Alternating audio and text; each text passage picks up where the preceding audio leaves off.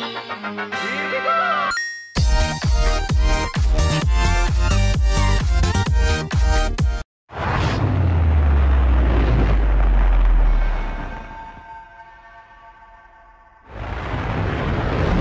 so what's up everybody, it's Mo12. We're back at you guys with a brand new video. And today we're going to be talking about the Eagles, how they lost to Arizona 40-17 last night. Just completely blown out. Terrible on all sides of the ball.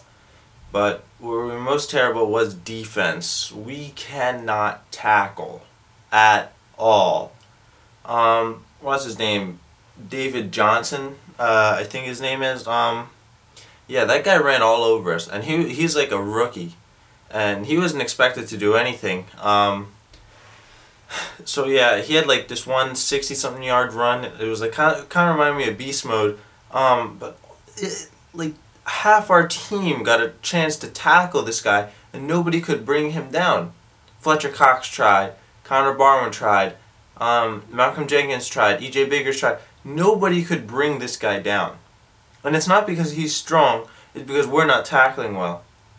What I see a lot when the Eagles are tackling is, instead of focusing on wrapping up, they always try to go for the ball, even if it's completely detrimental to the team. Like something that's like really apparent in this team all year was bad tackling and how they always try to go for the ball. One play, I think it was the second play of the game, Carson Palmer throws Darren Fells, and they got like all the way down the field. He gained like an extra 20 yards after contact, and that was because Byron Maxwell, here's the ball, and here's Darren Fells. He tries to tackle him and go around him and try to punch the ball out. He tried to go around his whole body to punch the ball out. That's just terrible technique. If the ball's not on your side where you can just punch it out like that, just tackle the guy. So instead of making it like a 15-yard gain, he made it like a 40-yard gain, and they got down to the 2-yard line and punched it in anyway.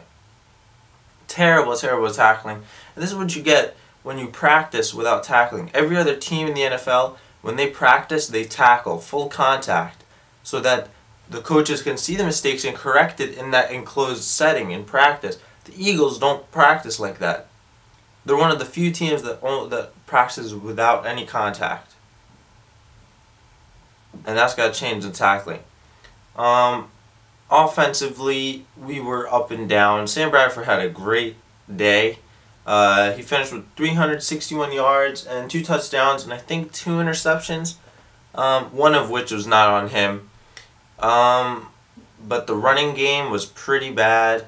DeMarco Murray only played like 2 or 3 plays the whole entire game. I honestly don't care about DeMarco Murray anymore. He sucks, and if we're not going to play him, we're not going to play him. But we should not be paying $60-something million to a guy that we're not even going to play. Ryan Matthews fumbled, and he just didn't look too good out there. Darren Sproles, he tried to do things, but Darren Sproles is like 35, so you can't expect too much from a 30-something-year-old running back. But Ryan Matthews, he fumbled on a ball that he really should not have fumbled. Chris Collinsworth was saying that Zach Ertz should have picked up a block and that Ryan Matthews wasn't expecting someone to come in all of a sudden on his blind side. But nonetheless, you should still be holding onto the ball pretty tight, especially when you're running in between the tackles. You can't be like holding it on loose. Even LaShawn McCoy, who holds the ball out like that, when he runs in between the tackles, you see him, sort of tuck it under. He holds it in tight. Ryan Matthews was doing that. I think he only finished with like 40 yards.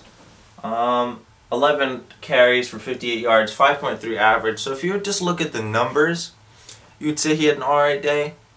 But if you would watch, he didn't really have the best of days.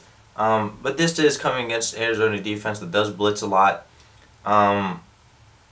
But still. And again, to keep on Ryan Matthews, he caused the interception from Sam Bradford because he was running an option route. Basically, the option route, you have the option to either go up or to cut in.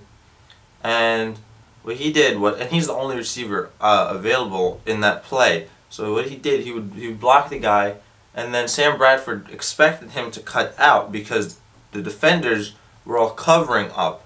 So the only logical way is to cut out so then he can catch it and make some play after the catch. But instead, he just keeps going up. And Sam Bradford throws it to the spot where he's supposed to be, and he gets intercepted for a pick six. Not really on Bradford, that one more on Matthews. Keeping on Bradford here, he had a great day in my opinion. He really put the ball where it had to be because Arizona was playing a lot of zone defense, and with the zone defense, all quarterbacks know that when they're facing a zone, they need to make the perfect throw because in zone defense, there's little pockets on the field where receivers can get open, but in those little pockets, you have to be extremely accurate because a defensive back or a linebacker is just sitting right there waiting for you to make that throw so they can make a play on it. So I thought he played really well. He had a really nice back shoulder throw to Brent Selleck, and those back shoulder fades where the receiver looks like he's completely covered, but there's a small window where only the quarterback can fit it in. Only the best quarterbacks can do that.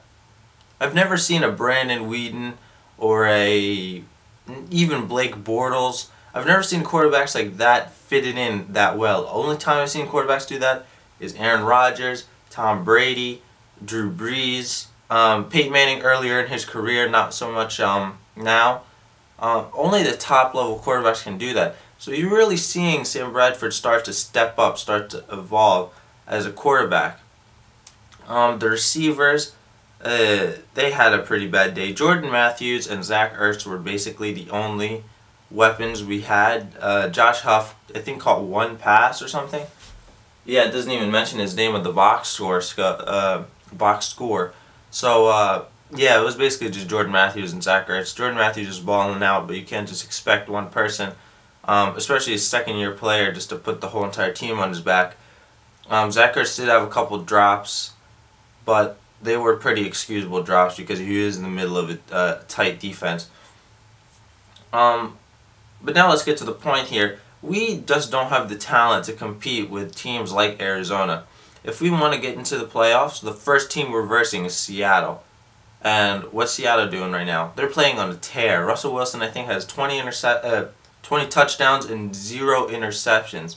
So if you want to beat teams like that and you don't have talent, you have to play a mistake-free, perfect football game, and you have to force turnovers on the other side. We did none of that all game. We had tons of opportunities to get interceptions. Carson Palmer just throwing it in a double coverage, and none of our guys could make a play. Special teams was alright, I guess. There's nothing really much to say on that. But yeah, we just don't have the talent anymore. Chip Kelly got rid of all the talent. Remember that? Oh yeah. We used to have Deshaun Jackson and Jeremy Maclin and LaShawn McCoy. These players make teams have to game plan for them and have to switch around what they have to do. The Eagles, all they can do is just blitz all day and kill and drill Sam Bradford. And Sam Bradford can only do so much if the players are dropping balls and not getting open. Anyway, this game technically didn't matter, but it really did, because if we beat Arizona, we really could have showed to the rest of the league that we are for real and that we can beat New England and Arizona. But we beat New England, a pretty deprived New England. Basically, they only had Tom Brady on that team that we beat. So yeah, this is what happens when we go up against good teams.